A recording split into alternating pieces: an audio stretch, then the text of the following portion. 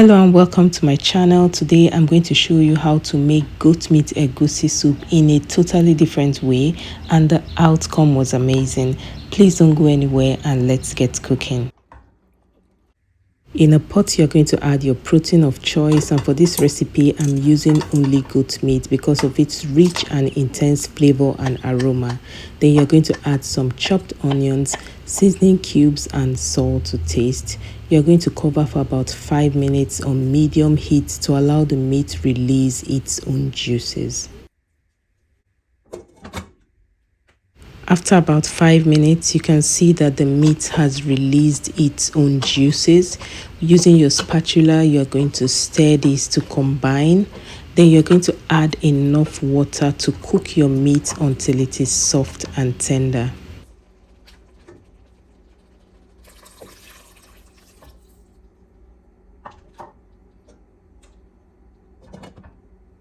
So at this point, my meat is soft and tender, and once your meat is soft, you're going to remove it from the pot, set it aside, and also keep the meat stock because you're going to be adding it to your egusi soup. And as you may know, goat meat has a more intense flavor than beef or chicken. Yes, I said it. And this stock is certainly going to enrich the flavor of your soup base. So for the list of all the ingredients I used for this recipe, you will find them in the description box down below, just in case you need to check it out much later. And to start making the soup, you're going to add some palm oil into your pot.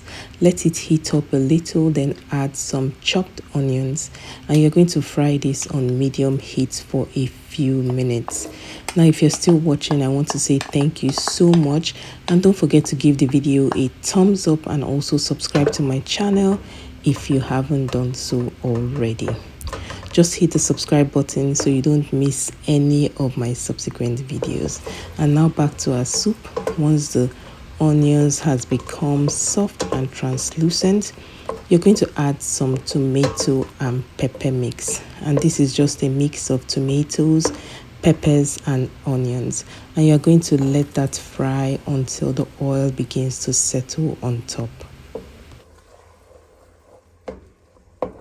As you may already know, there are so many ways to cook egusi soup, but I like this method so much because it is straightforward, it is easy, and it gives you that intense nutty flavor that you want from your soup. Now, once the oil starts to settle on top just like this, you're going to add seasoning cubes and salt to taste. Stir to combine and fry for about 1 to 2 minutes. Then you're going in with your blended melon seeds. Now, this method doesn't require you to mix the melon seeds with water. You just add them directly into your stew base without adding water or meat stock, and just begin to stir. You're going to fry this on medium to low heat until it becomes kind of grainy. While frying, remember you are going to continue to stir consistently so that it doesn't get burnt, because this method, once you leave your melon seeds on fire without stirring, they're going to get burnt. Now, this is one of the easy methods that you can use to achieve a very, and I mean very delicious egusi soup recipe.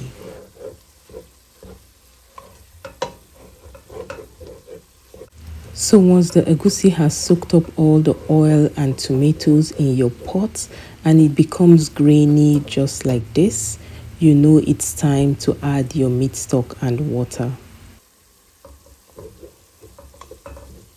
So next, you're going to add your goat meat stock and enough water to cook your soup, and you're going to allow this come to a boil.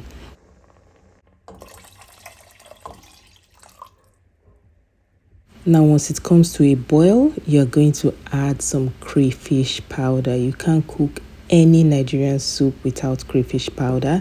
Then you're also going to add some seasoning cubes. You're also going to taste your soup if you need to add some salt.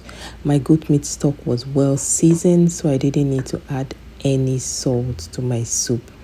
Then you are going to stir this and let it come to a boil.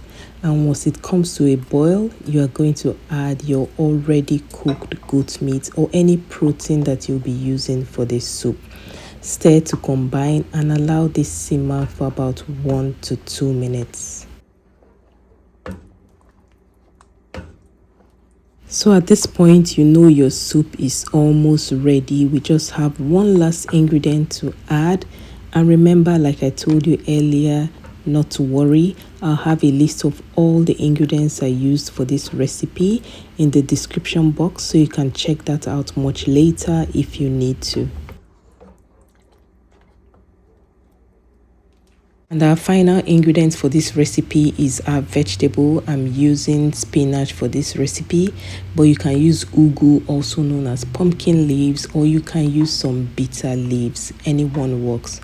Once you add your vegetables, you're going to stir to combine and ensure that you have the amount of vegetables that you prefer.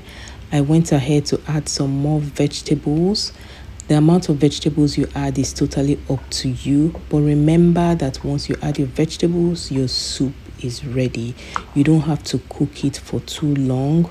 About 2 to 3 minutes on medium heat or medium to low heat is all that you need, and after that, your soup is ready to be served.